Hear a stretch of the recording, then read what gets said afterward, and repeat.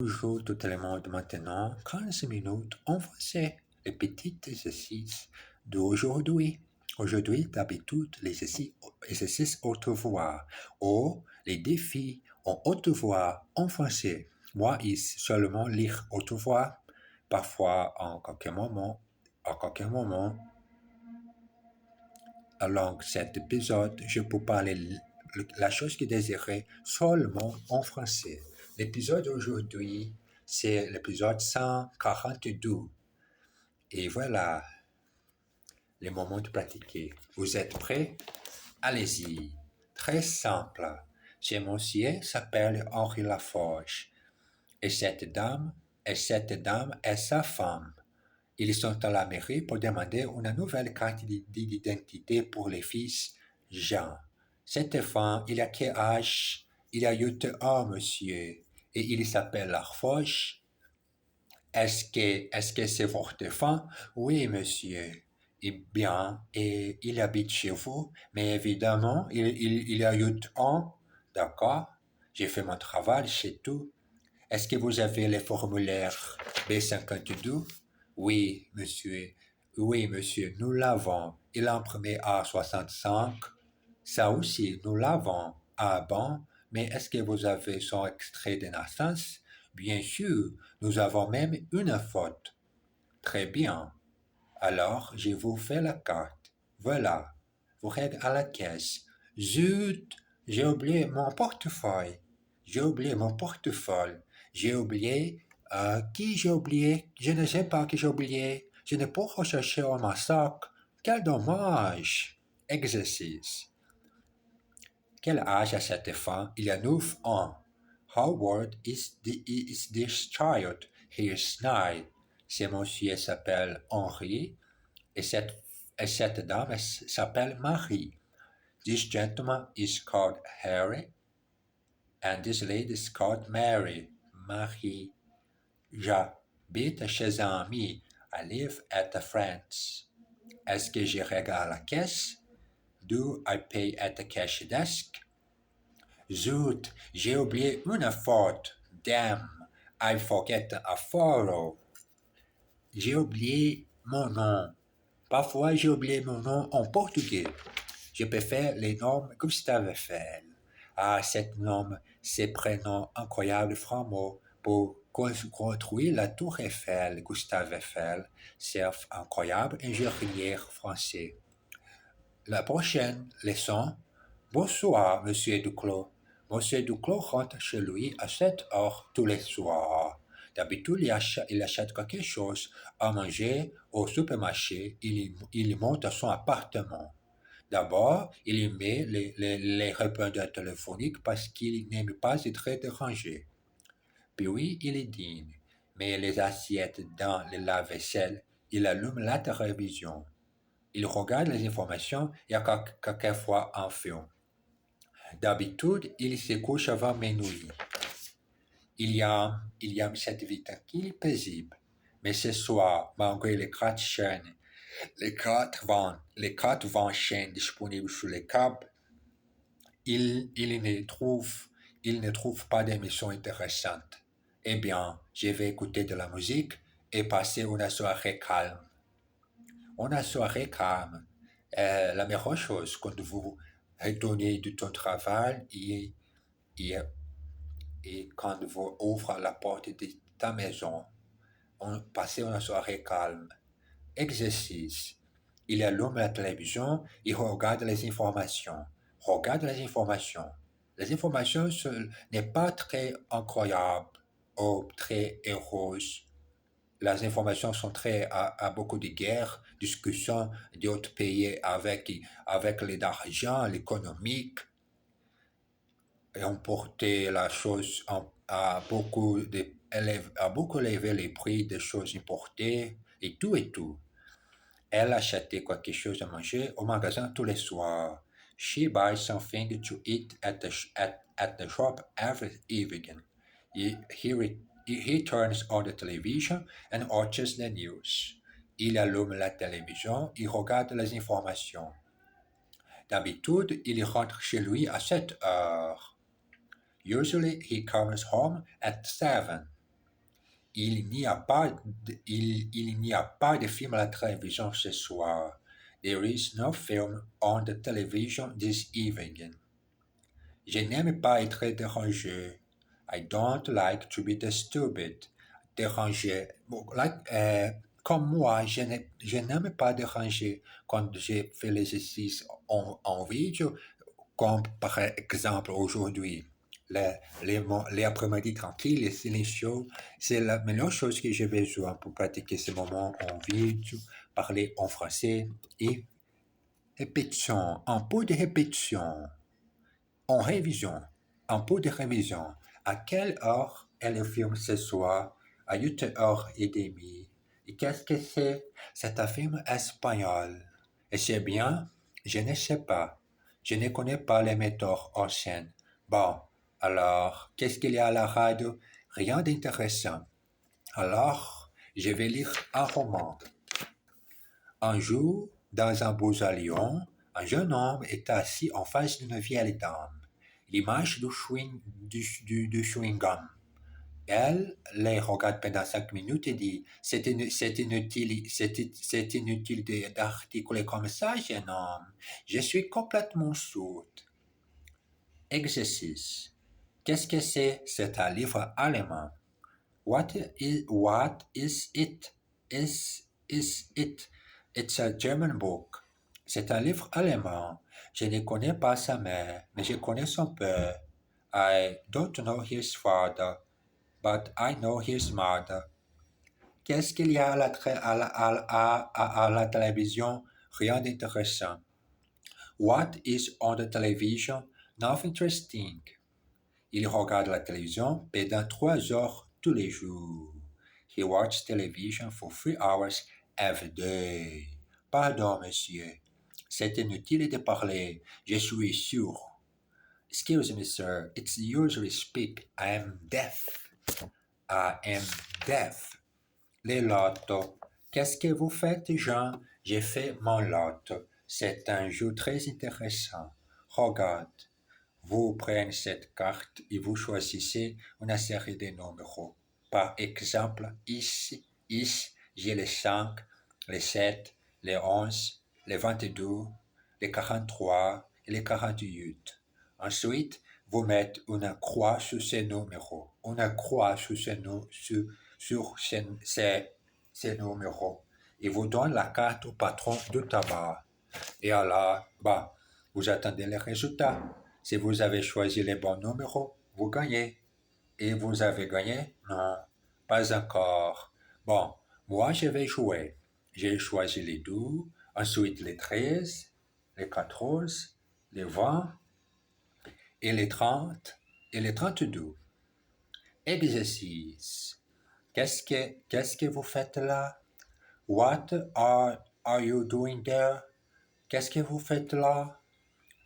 Là-bas, je ne sais pas, mais j'ai fait la conversation avec autre personne qui parle la langue française. Vous choisissez la bonne réponse. You choose the right answer. C'est un jeu qui est très intéressant. It's a game which is very interesting. Il va jouer du piano ce soir. He is going to play the piano this evening. Il va jouer du piano ce soir. Qu'est-ce que j'ai fait? J'attends. What am I doing? Well, what am I doing? Well, I am waiting. I am waiting. Une lettre chez maman et papa. Mais voici à la fin de mes vacances, dans les midis.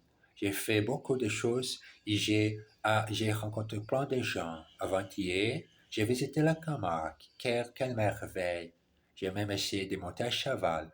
Malheureusement, les résultats n'étaient pas brillants. Hier, j'ai téléphoné à Uncle Jacques qui vous embrasse. Et j'ai acheté plein de cadeaux pour vous. Malheureusement, j'ai oublié d'apporter mon appareil de photo. J'ai emporté celui de Michel, mais il n'a pas marché. Donc, j'ai acheté des cartes postales. C'est mieux que rien. Je sais que cette lettre n'est pas très longue, mais au moins, ça prouve que j'ai pensé à vous. Je vous embrasse bien fort, Paul. Paul, embrasse bien fort moi. Pourquoi je parle la langue romantique? Tout le monde parle que le français, c'est la langue de l'amour, de la passion ardente. Quand deux personnes rencontrées et en Champs-Élysées, au côté de la Tour Eiffel, la passion ardente commençait. Exercice. C'est une carte postale, mais c'est mieux que rien.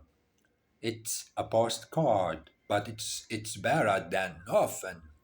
Yeah, nous avons visité la Camargue. Yesterday, we visited the Camargue. No, vous n'avez pas acheté trop de cadeaux, j'espère. You haven't bought too many presents, I hope. Elle a oublié son appareil photo. Elle a oublié son appareil photo. She forgot her camera. Mais elle a emprunté celui de son cousin. But she borrowed her cousin's. Her cousins. Deux bonnes réponses. Un homme est assis dans un train, une pipe à la bouche. Un contrôleur lui dit, vous ne pouvez pas fumer ici. Je ne fume pas, répond l'homme calmement. Mais vous avez une pipe à la bouche, s'écrie le contrôleur. D'accord. J'ai aussi des chaussures aux pieds, mais je ne marche pas. Je ne marche pas. Bon, je suis aux chaussures aux pieds. J'ai aussi des chaussures aux pieds, mais je ne marche pas. Visite la Sorbonne, un touriste voit une bibliothèque très impressionnante. Au-dessus de la porte est écrit Bibliothèque Félix Fournier. Je ne connais pas cet auteur. Qu'est-ce qu'il écrit? Je ne connais pas cet auteur. Qu'est-ce qu'il écrit? Qu'est-ce qu'il a écrit? Son guide sourit et lui répond un gros chèque. Exercice. Visite à la Sorbonne, ils ont vu un bâtiment impressionnant. Visit the Sorbonne, they saw an impressive building. Si vous voulez acheter mon livre, allez dans une librairie. If you want to buy my book, go to a bookshop. Dans une librairie, il a des chaussures aux pieds et un chapeau sur la tête. He has shoes on his feet and a hat on his head. Passe-moi un coup de fil demain, d'accord? Give me a ring tomorrow, ok? L'affiche est au-dessus de la porte. The post is above the door. Un peu de tourisme. Saint-Jean-au-Bois est un ravissant petit village qui se trouve à 50 km de Paris, en pleine forêt. Vous sortez de l'autoroute et vous prenez la N31. Ensuite, vous prenez une petite route bordée d'arbres et vous rentrez dans le village au bout de 3 km. Vous passez d'abord devant un étang et tout de suite vous arrivez devant la mairie et la place du marché. Il faut aller d'abord chez les quatre initiatives pour savoir ce qu'il y a à visiter. Ensuite, une visite à l'église s'impose. Elle date du XIVe siècle et elle est splendide. Comme la plupart des églises en France, elle est catholique. Catholique. Exercice. Vous passez devant la mairie et vous arrivez à la place du marché. You pass in front of the town hall and you arrive at the marketplace. Et vous arrivez à la place du marché. Il faut aller tout de suite au sud des quatre initiatives. You must go straight away to the tourist office. Pour savoir ce qu'il y a à visiter. To find out what there is to visit. Une visite à l'église s'impose. A visit to the church is called for. Il est assis en plein soleil. He is sitting right in the sun. Il est assis en plein soleil. Le soleil. Ne soyons pas trop sérieux. Un homme baratine une jolie chevreuse dans un restaurant. N'y a-t-il pas trop petit mot que vous aimeriez attendre? En fait, répond la fille, garde la monnaie. En breton, fête la naissance de l'enfant de sa sœur. Patron, chef, une tournée générale. C'est moi qui paie. Ma sœur vient d'accoucher. Le patron de Besto lui demande: c'est un garçon ou une fille? Les Bretons, c'était brusquement. Les Bretons, c'était brusquement. J'ai oublié de demander. Je ne sais pas si je suis oncle ou tante.